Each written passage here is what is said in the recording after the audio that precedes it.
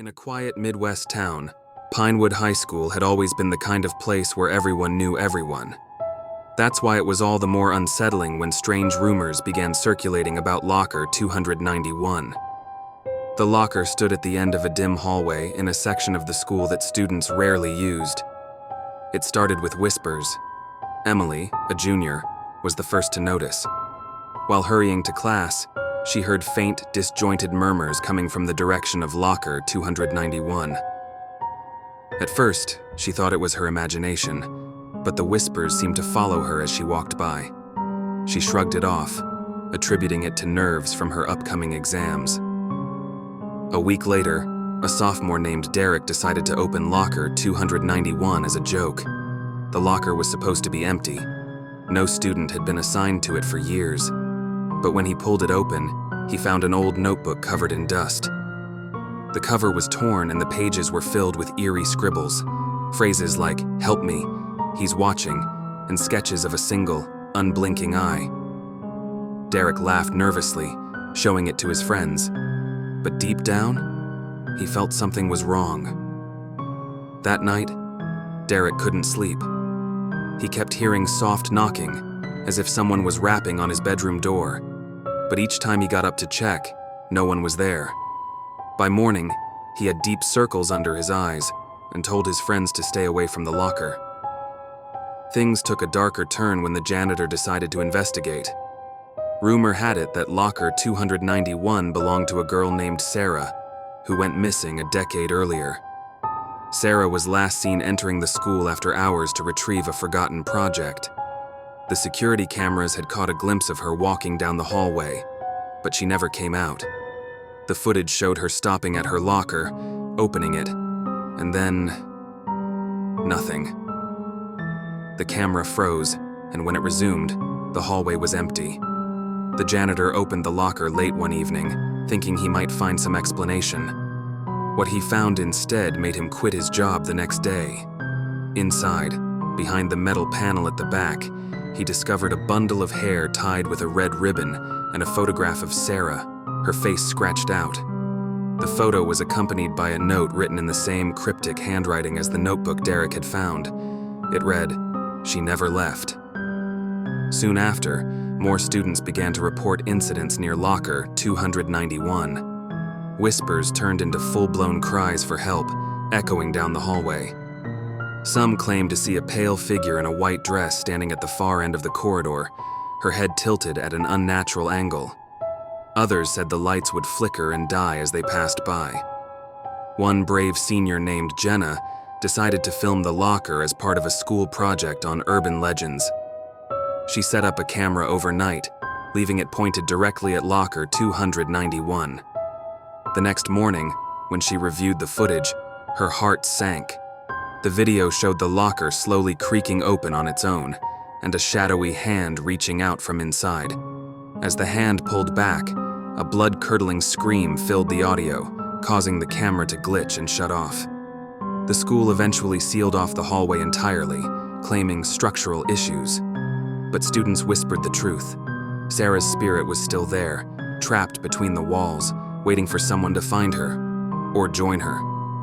Even now, if you're quiet enough and stand near the barricade, you might hear it. Soft, desperate knocking, as if something, or someone, is trying to get out. If you've made it this far, you're clearly a fan of horror.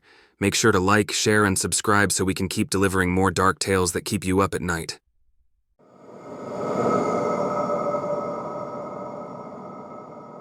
In a quiet rural town stood the crumbling remains of Pine Hollow Academy, a school long abandoned yet shrouded in stories that refused to die. The most infamous tale was about Mrs. Abigail Harper, a strict and dedicated history teacher. Decades ago, Mrs. Harper perished tragically in a fire that engulfed the school. Local lore claimed she had stayed behind to ensure all her students escaped, but no one ever found her body in the wreckage. The school had been rebuilt, but eventually shut down again due to declining enrollment. Over the years, Pine Hollow became a local hotspot for thrill seekers and ghost hunters, all hoping to catch a glimpse of the teacher who never left.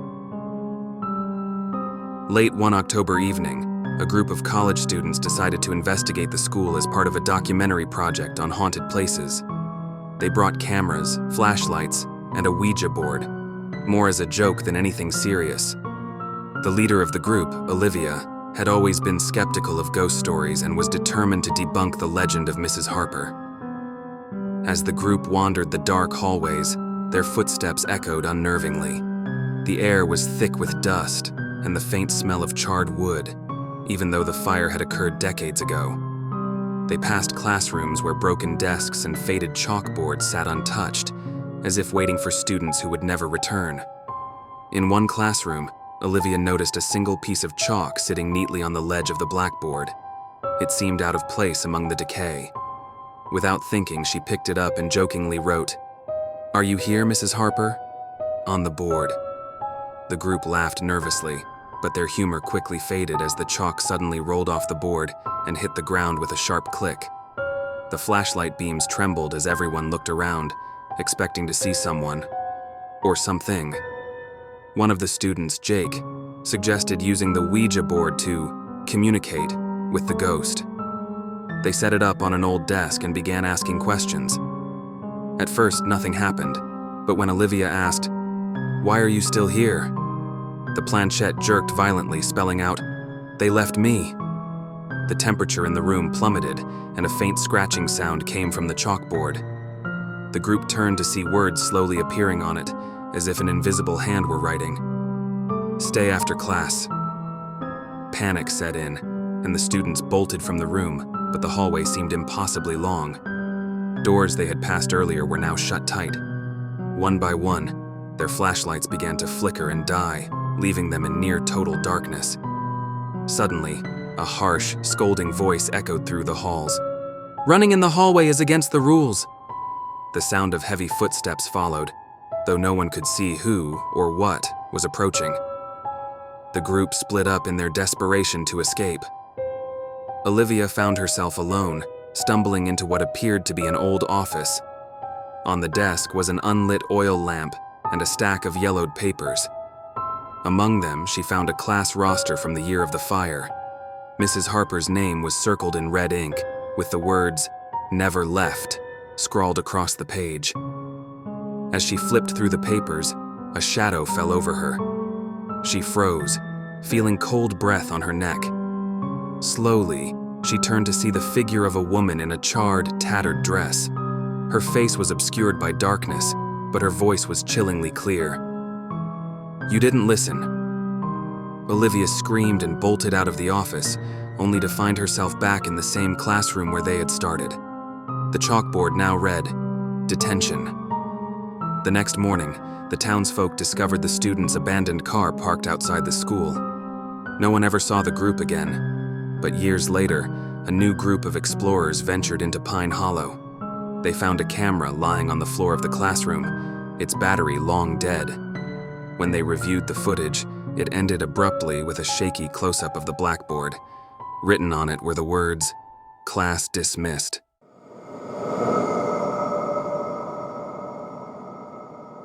It was the first day of the new semester at Glenwood Boarding School, a historic institution nestled deep in the hills. Students returned with the usual mix of excitement and dread, but for a few, the year would be far from ordinary. Among the newcomers was a quiet girl named Sarah. She arrived in the middle of the semester, so her classmates didn't know much about her. She had strikingly pale skin and long black hair that always hung in front of her face, giving her an almost ethereal appearance. She was assigned to sit in the back row of Mr. Thompson's history class, where she quietly kept to herself. At first, no one thought much of it. Sarah was always there, but she rarely spoke. She would sit silently, staring at her books or out the window, as if lost in another world. Her classmates, though curious, didn't push her to engage. After all, she was new, and they assumed she would warm up in time. But something about Sarah felt off. One morning, when Sarah hadn't shown up to class, some students began to whisper. It wasn't unusual for someone to miss a day or two, but the strange thing was that no one had seen her leave the dorms. No one had seen her anywhere. Her absence felt eerie, like she had simply vanished. The next day, Sarah returned as if nothing had happened. But when the teacher called roll, her name didn't appear. Mr. Thompson double-checked the list and repeated it, twice. But Sarah's name was nowhere to be found. The other students tried to brush it off, but over the following days, more strange things began happening. Sarah would arrive at class just as the bell rang, but when she sat down, her desk was always placed at the very back of the room, facing the wall, and no one could explain how it got there. When classmates asked her about it, she would look at them with empty, distant eyes and simply say, "It's where I belong." Then came the day that no one would ever forget. During a particularly boring afternoon lecture, Sarah suddenly vanished from her seat.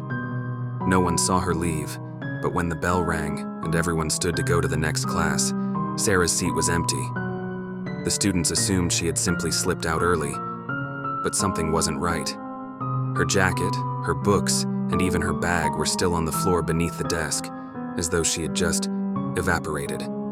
No one saw her in the halls, and when they checked the dorm, there was no sign of her either. The staff were equally baffled. The next day, Sarah was back in class. She sat quietly in her usual seat, staring ahead, as if nothing had happened. But when a student asked her where she had been, Sarah responded in a soft voice, "I was right here, all along." By now, the whispers were rampant. Some students claimed they had seen Sarah standing in the hallways late at night, staring blankly at the walls, as if waiting for something or someone. Others said they had heard her crying softly from the library, but when they went to check, the room was always empty. Things took a darker turn when another student, Jenna, began experiencing the same strange occurrences. She too began to feel like she was disappearing. She'd be in the middle of a conversation with friends and suddenly feel a cold, empty sensation, like she wasn't really there. One night, after a particularly unsettling encounter with Sarah in the hallway, Jenna decided to confront her. "Where do you go?" Jenna demanded. "Where do you really go when you disappear?" Sarah turned her hollow eyes to Jenna, a faint smile tugging at her lips. "I go where you're not, and soon you'll be where I am." Terrified, Jenna ran to the dorm that night, but she couldn't shake the feeling that something was following her. The next morning, Jenna was gone. Just like Sarah had been in the beginning, she vanished without a trace. The school staff searched the grounds, but there was no sign of her. Her belongings were gone, and her bed remained neatly made. Her classmates were left in a state of disbelief. They held a memorial for her, though no one knew exactly what had happened. Months passed, and the strange events continued. The few students who stayed at Glenwood began to notice something even more chilling. Sarah's desk, no matter how often it was moved, always seemed to return to the back of the room. And sometimes, if you looked closely, you could see a pale figure standing behind it, staring at the wall. Then, one evening, a group of students decided to investigate the library. They felt something drawing them there, something connected to the strange happenings. As they combed through the dusty shelves, they found an old, tattered yearbook from a decade earlier. Flipping through its pages, they found a photo of a girl. It was Sarah. But underneath the photo, the text read, "Missing since 2004. Never found." The students were in shock. The girl they had known as Sarah, she wasn't a new student at all. She had disappeared years ago, just like Jenna, and now it seemed Sarah's fate was sealed. But the real horror came when they turned the page and saw another photo. It was a picture of their own class. And there, in the back row, was a familiar face. Jenna. Her name was circled in red. The caption beneath it simply read, "Next." And in the reflection of the glass, they saw someone standing behind them.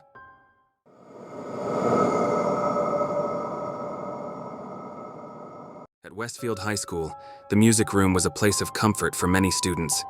It was filled with the sweet, delicate sounds of instruments, pianos, violins, and flutes. But for those who spent long hours there, the room held a darker reputation. The building itself was old, with peeling paint on the walls and floors creaking like the bones of the dead. And tucked away in the corner was the music room, a cavernous space with dusty curtains, cobwebs in the corners, and an old grand piano that no one could remember being tuned. The rumors about the music room began circulating among the students during the early fall semester. It started with small, whispered stories of strange noises, a door slamming shut when no one was there, the distant sound of a piano key being played when the room was empty, and eerie, dissonant chords that seemed to float through the room at night. Most students dismissed these claims as the result of an overactive imagination, but Emily, a sophomore passionate about music, couldn't help but feel drawn to the room. One afternoon, after finishing her usual practice session, Emily stayed behind to work on a difficult piece she was preparing for the school concert. She set her phone timer to record as she played, wanting to review her performance later. The room was dimly lit, and the only sounds were her fingers dancing across the keys and the occasional creak of the floorboards. Then she noticed something in the mirror hanging above the piano, a black shape moving behind her. At first, she thought it was just her reflection, distorted in the low light. But as she played, the shape seemed to take on a form. It was tall, dark, and indistinct, almost like a person standing just beyond her shoulder. She froze, her heart racing. Without thinking, she reached out and touched the mirror. For a brief moment, the shape seemed to flicker and vanish. But when she looked down at the piano keys, she realized the notes she had just played were off. The music sounded wrong, dissonant, almost painful to listen to. Over the next few days, Emily began experiencing other strange occurrences. Whenever she practiced, the piano would suddenly produce jarring, unsettling notes that seemed to disassemble the carefully arranged harmony she was used to. Sometimes she could swear she saw a shadowy figure standing at the back of the room, peering over her shoulder, its form indistinct against the worn-out curtains. Feeling more curious than scared, Emily spent hours researching local folklore and historical accounts of the school. She discovered that decades earlier, the music room was the site of a tragic accident involving a talented young musician named Victor, who was said to have committed suicide in the same room. According to accounts, Victor was found slumped at the piano, his wrists slit and blood smeared across the keys.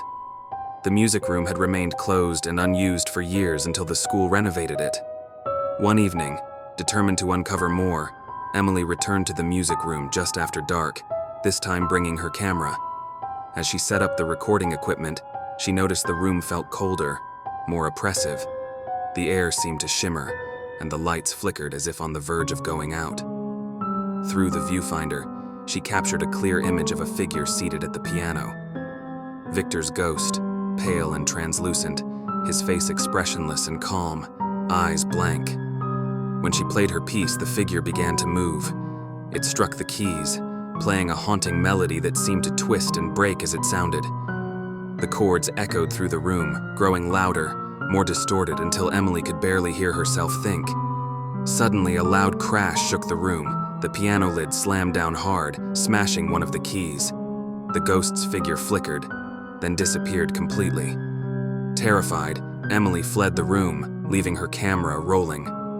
As she reviewed the footage later, she realized that throughout the video, Victor's face had become clearer and clearer until, at the end, it was almost human-like, cruel, angry, as if full of resentment and anguish. Over the next few days, more reports came in about strange accidents in the music room. Instruments playing themselves, students hearing disembodied voices, curtains that seemed to sway like someone was standing behind them. The school principal finally took action and had the room locked up permanently. To this day, students and staff at Westfield High School still talk about the music room, how strange things happened there, how people could still hear Victor's haunting melody. The room remains closed and off limits, but rumors persist that if you stand close enough to the locked doors at night, you can hear faint, dissonant chords rising from within, an eerie, ghostly echo of Victor's final moments.